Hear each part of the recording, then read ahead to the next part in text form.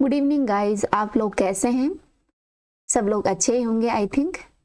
तो आज अपन शुरू करते हैं अपने एग्जाम गाइड एनालिसिस का पहला क्वेश्चन क्या है।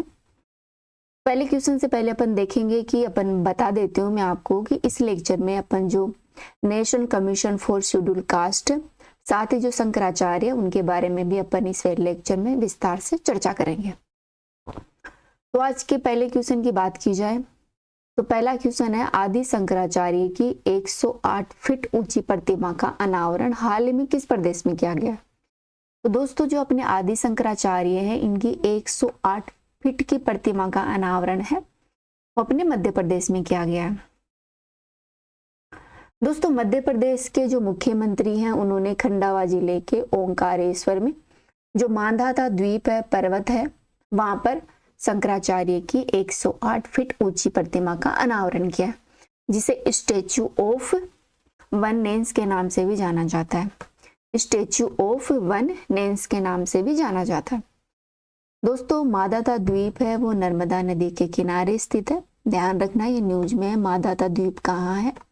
ये जो अपनी नर्मदा नदी है उसके किनारे लोकेटेड है मध्य प्रदेश में। दोस्तों यहाँ 12 ज्योतिर्लिंगों में से 2 ज्योतिर्लिंग है जिसमें पहला द्वीप के दक्षिण में है जो कि ओंकारेश्वर है और दूसरा है वो अमरेश्वर है। पहला क्या नाम है? ओंकारेश्वर और दूसरा का नाम है अमरेश्वर। दोस्तों इस द्वीप पर 14वीं और 18वीं शताब्दी के शैव, वैष्णव और जैन मंदिर स्थित है। 3 मंदिर है यहाँ पर, 3 धर्म के, भगवान शैव से रिलेटेड, भगवान शिव से रिलेटेड, विष्णु से रिलेटेड और जैन धर्म से रिलेटेड।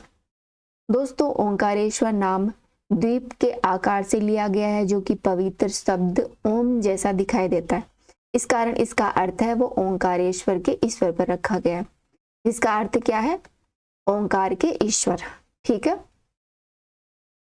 नेक्स्ट अपन बात करें, शंकराचार्य को आदि शंकर के नाम से भी जाना जाता है। इनका टाइम पीरियड रहा 788 से 820 ईसा पूर्व का माना जाता है। दोस्तों इनका जन्म है वो केरल के कोच्चि के पास कलाडी में हुआ था। कहाँ हुआ था? केरल के कोच्चि में ये पैदा हुए थे और इन्होंने 33 वर्ष की आयु में केदार तीर्थ पर समाधि ली थी। दोस्तों ये शिव के बहुत बड़े भक्त थे, भगवान शिव की पूजा करते थे।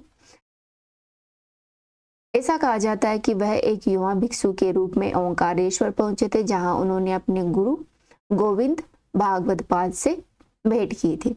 तो इनके गुरु का नाम है गोविंद भागवत पाद। क्या नाम है? गुरु गोविंद भागवत इनके गुरु का नाम है। यह शंकराचार्य है 4 वर्षों तक इस पवित्र स्थल पर रहे और अपने गुरु गोविंद भागवत पद से इन्होंने शिक्षा प्राप्त की।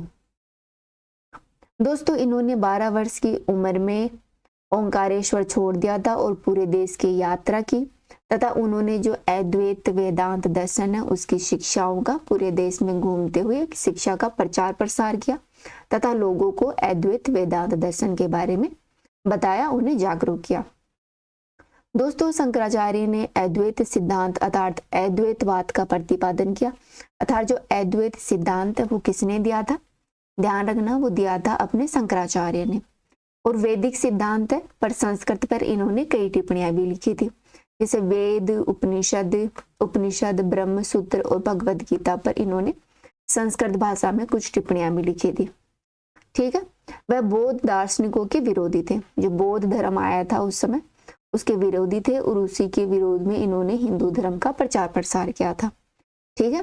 तो अद्वैत सिद्धांत के जो अद्वैतवाद है उसके प्रतिपादक शंकराचार्य, साथ ही इन्होंने वैदिक सिद्धांत जैसे उपनिषद, ब्रह्म सूत्र, भगवद गीता आदि पर संस्कृत भाषा में कुछ टिप्पणियां भी लिखी थी। ये बौद्ध धर्म के विरोधी थे। दोस्तों इन्होंने इनके प्रमुख शास्त्रों की बात की जाए अर्थात इनकी रचनाओं की बात की जाए तो इन्होंने ब्रह्म सूत्र भाष्य अर्थात ब्रह्म सूत्र पर भाष्य लिखा था, भज गोविंद स्तोत्र लिखा, करण ग्रंथ लिखा, साथ ही निर्वाण सट कंपरा इन्होंने एक ग्रंथ भी लिखा, सट कंपरा। इनके मुख्य रूप से 4 प्रमुख ग्रंथ शास्त्र क्या क्या? ब्रह्म सूत्र भाष्य, भज गोविंद स्तोत्र, निर्वाण सट कंपरा और करण ग्रंथ। दोस्तों इन्होंने जब बौद्ध धर्म का बहुत ज्यादा प्रचार प्रसार हो रहा था उस समय इन्होंने बौद्ध धर्म के विरोध में हिंदू धर्म को पुनर्जीवित किया और हिंदू धर्म को बढ़ावा दिया।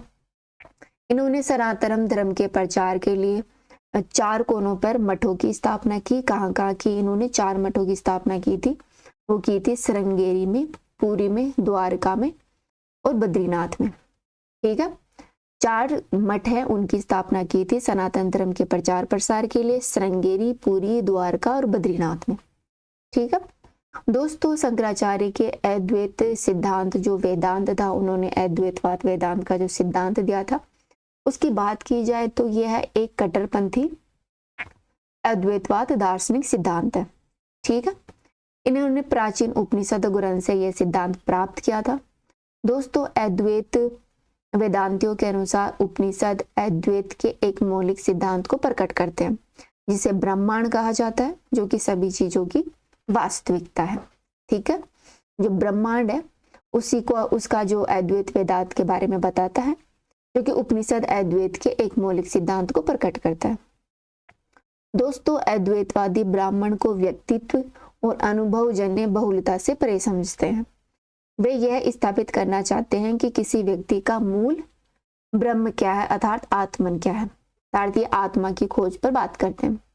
दोस्तों, अद्वैत वेदांत इस बात पर जोर देता है कि आत्मा शुद्ध अनैच्छिक चेतना अवस्था में होती है। आत्मा कैसी होती है? शुद्ध और अनैच्छिक चेतना अवस्था में होती है। अद्वैत वेदांत के अनुसार एक क्षण रहित और अनंत अस्तित्ववादी है और सांख्यिक रूप से यह ब्रह्म के समान है। ठीक है, अद्वैत है वो एक क्षण रहित और अनंत अस्तित्ववादी है तथा संख्यात्मक से ब्रह्म के रूप के समान है। अगले क्वेश्चन की बात करें तो अपना नेक्स्ट क्वेश्चन है, पहला पशु सौदागर किस राज्य में अर्थात किस शहर में खुलेगा? दोस्तों, अपना जो पहला पशु सौदागर है वो अपने लखनऊ में खोला जा रहा है, लखनऊ यूपी में। नेक्स्ट क्वेश्चन की बात करें तो वनडे वर्ल्ड कप में 3 बार 5 विकेट हासिल करने वाले पहले भारतीय गेंदबाज कौन बने? तो ये पहले भारतीय गेंदबाज बने थे मोहम्मद शमी। नेक्स्ट क्वेश्चन है, हाल ही में किस राज्य सरकार ने स्वतंत्र अनुसूचित जाति आयोग की स्थापना को मंजूरी दी है? तो हाल ही में जो अपना शेड्यूल कास्ट आयोग है, इसकी मंजूरी अपने महाराष्ट्र ने दी है। कौन से जिले ने दी है? महाराष्ट्र ने दी है। दोस्तों, पर बात कर लेते हैं अनुसूचित जो राष्ट्रीय अनुसूचित जाति आयोग है उसके बारे में। तो दोस्तों, यह एक कॉन्स्टिट्यूशनल बॉडी है अर्थात संवैधानिक निकाय है, जो कि भारत में अनुसूचित जातियों के हितों की रक्षा हेतु कार्य करता है। दोस्तों, जो शेड्यूल कास्ट आयोग है वो अपने अनुच्छेद 368 से संबंधित है, अर्थात इसका उल्लेख अनुच्छेद 338 में किया गया है। दोस्तों, यह आयोग है अनुसूचित जाति जनजाति हेतु कर्तव्यों के निर्वहन के लिए एक राष्ट्रीय आयोग के गठन का प्रावधान करता है, अर्थात अनुच्छेद 338 है उसमें SC और ST के कर्तव्यों के निर्वहन के लिए राष्ट्रीय आयोग की स्थापना का प्रावधान किया गया, जो कि SC और ST से संबंधित सुरक्षा उपायों से संबंधित सभी मामलों की जांच और निगरानी कर सकता है। साथ ही SC ST से संबंधित विशिष्ट शिकायतों के मामले में पूछताछ कर सकता है तथा उसकी सामाजिक और आर्थिक विकास योजनाओं प्रक्रिया में भाग लेने के लिए सलाह देने का भी इसे अधिकार है। दोस्तों, प्रारंभ में संविधान के अनुच्छेद 338 के तहत एक विशेष अधिकारी की नियुक्ति की गई थी। इस विशेष अधिकारी को आयुक्त अर्थात कमिश्नर के रूप में नामित किया गया था। फिर बाद में अपना 65वां कॉन्स्टिट्यूशन अमेंडमेंट आया 1990 में। ठीक है, इसमें जो अपना एक सदस्यीय निकाय था जो विशेष अधिकारी की नियुक्ति की गई थी अनुच्छेद 338 के तहत, इसे बहुसदस्यीय निकाय में कन्वर्ट कर दिया गया और SC और ST आयोग की स्थापना की गई, अर्थात अनुसूचित जाति और जनजाति आयोग की स्थापना अपने 65वें कॉन्स्टिट्यूशन अमेंडमेंट 1990 में की गई थी। दोस्तों, संविधान के 65वें कॉन्स्टिट्यूशन अमेंडमेंट 1990 द्वारा जो अनुच्छेद 338 था उसमें संशोधन करके SC ST की स्थापना की गई थी। दोस्तों, फिर आया अपना 89वां कॉन्स्टिट्यूशन अमेंडमेंट 89 कॉन्स्टिट्यूशन अमेंडमेंट, यह किया गया था 2003 में। इसमें क्या हुआ कि जो अनुसूचित जाति और जनजाति आयोग थे इन दोनों को अलग अलग कर दिया गया 2004 में। अर्थात अनुसूचित जाति आयोग अलग हो गया और अनुसूचित जनजाति आयोग अलग हो गया, जो कि दोनों को मिलाकर 65वें संविधान संशोधन में ये एक थे और 89वें संविधान संशोधन ने इन दोनों को अलग अलग कर दिया। ठीक है, इसके तहत जो अपना 89वां कॉन्स्टिट्यूशन अमेंडमेंट हुआ था, उसके तहत national commission for schedule caste अनुच्छेद 338 में आया और अनुच्छेद 338 ए के तहत नेशनल कमीशन और शेड्यूल ट्राइब का गठन किया गया। ठीक है, तो अनुसूचित जनजाति आयोग आता है वो अनुच्छेद 338 में आता है और अनुसूचित जनजाति आयोग है वो अपने अनुच्छेद 338 ए में आता है। ध्यान रखना वो ए में आता है। दोस्तों, अगर इस आयोग की संरचना की बात की जाए तो इसमें एक अध्यक्ष होता है, एक उपाध्यक्ष होता है और 3 अन्य सदस्य होते हैं। ठीक है, एक अध्यक्ष होता है, एक उपाध्यक्ष होता है और 3 अन्य सदस्य होते हैं। दोस्तों, इनकी नियुक्ति राष्ट्रपति के द्वारा की जाती है। ध्यान रखना, अनुसूचित जो जनजाति आयोग है या जाति आयोग है, इसकी अध्यक्ष, उपाध्यक्ष और जो सदस्य होते हैं उनकी नियुक्ति कौन करता है? राष्ट्रपति करता है। ठीक है दोस्तों, शेड्यूल कास्ट के जो अपने इसके कार्यों के बारे में बात की जाए तो संविधान के तहत जो शेड्यूल कास्ट को प्रदान किए गए सुरक्षा उपायों के संबंध में सभी मुद्दों की यह निगरानी करता है और जांच करता है। दोस्तों, शेड्यूल कास्ट को उनके अधिकार और सुरक्षा उपायों से वंचित करने से संबंधित मामलों की यह पूछताछ कर सकता है। अतः जो इसमें शिकायत करते हैं उसकी पूछताछ शेड्यूल कास्ट आयोग कर सकता है। शेड्यूल कास्ट से संबंधित जो सामाजिक आर्थिक विकास से रिलेटेड जो योजनाएं होती हैं उन पर केंद्र सरकार और राज्य सरकार को ये सलाह देता है। ध्यान रखना, ये केंद्र को और स्टेट दोनों को सलाह देता है। इन सुरक्षा उपायों के क्रियान्वयन हेतु राष्ट्रपति को नियमित तौर पर यह रिपोर्ट भी करता है। अर्थात जो अपना राष्ट्रीय अनुसूचित जाति आयोग है वो अपनी वार्षिक रिपोर्ट सबमिट करता है राष्ट्रपति को।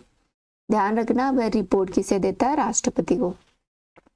शेड्यूल कास्ट के सामाजिक आर्थिक विकास और अन्य कल्याणकारी गतिविधियों को बढ़ावा देने हेतु उठाए जाने वाले कदमों की यह सिफारिश भी करता है। दोस्तों, शेड्यूल कास्ट समुदाय के कल्याण, सुरक्षा और विकास तथा उन्नति के संबंध में यह महत्वपूर्ण कार्य करता है। आयोग द्वारा अन्य पिछड़ा वर्ग है जो अदर बैकवर्ड क्लासेस, ओबीसी और एंग्लो इंडियन समुदाय के संबंध में भी अपने कार्यों का निर्वहन उसी प्रकार किए जाने की आवश्यकता है जिस प्रकार शेड्यूल कास्ट के समुदाय के संबंध में करता है।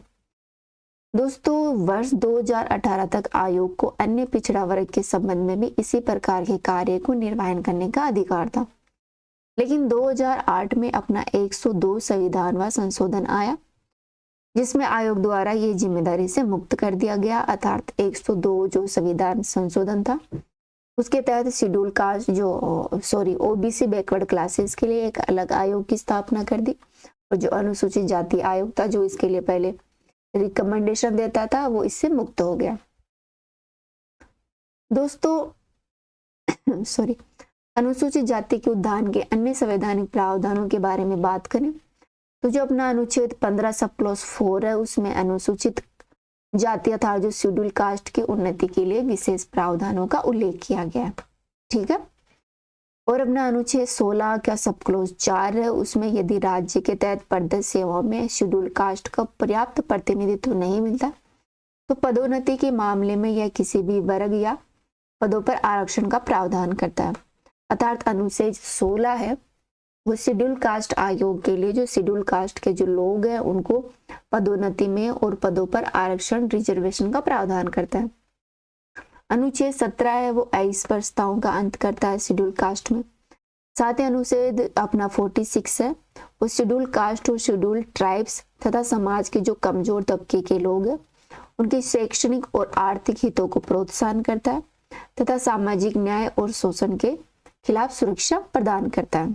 ठीक है, अनुच्छेद 46 क्या है? शेड्यूल कास्ट, शेड्यूल ट्राइब्स और जो कमजोर वर्ग के लोग हैं उनको शैक्षणिक और आर्थिक हितों को प्रोत्साहन करता है, साथ ही सामाजिक अन्याय और उनके खिलाफ जो शोषण होता है उससे सुरक्षा प्रदान करता है।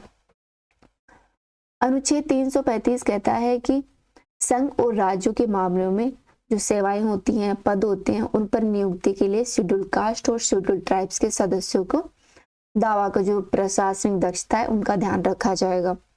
वहीं अनुच्छेद 330 और 332 में प्रावधान किया गया है कि जो लोकसभा और जो अपनी राज्यसभा की जो विधानसभा सीटें हैं उनमें शेड्यूल कास्ट और शेड्यूल ट्राइब्स के लिए सीटें आरक्षित की गई हैं। ठीक है, तो ध्यान रखना अनुच्छेद 330 है और अनुच्छेद 332 है वो लोकसभा और राज्य विधानसभा में जो सीटें हैं उनमें आरक्षण देती हैं अपने शेड्यूल कास्ट और शेड्यूल ट्राइब्स को। ठीक है, अनुच्छेद 335 है वो संघ और राज्य के मामले में जो सेवाएं होती हैं उनमें वरीयता दी जाती है शेड्यूल कास्ट और शेड्यूल ट्राइब्स को। दोस्तों, जो अपना पंचायती राज आया था संविधान में, जो अपना पंचायत शामिल किया गया था संविधान के भाग 9 में 74वें और 73-74वें संविधान संशोधन के तहत सॉरी, इसमें पंचायतों और नगर पालिकाओं में शेड्यूल कास्ट और शेड्यूल ट्राइब्स को आरक्षण का प्रावधान किया गया।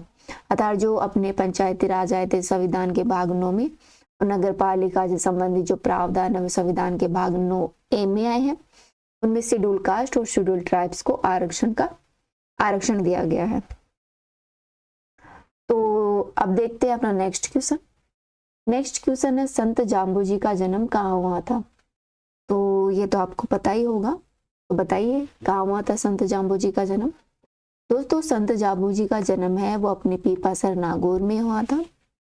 साथ में अपन यहाँ देख लेते हैं संत जाम्बू के बारे में विस्तार से चर्चा कर लेते हैं।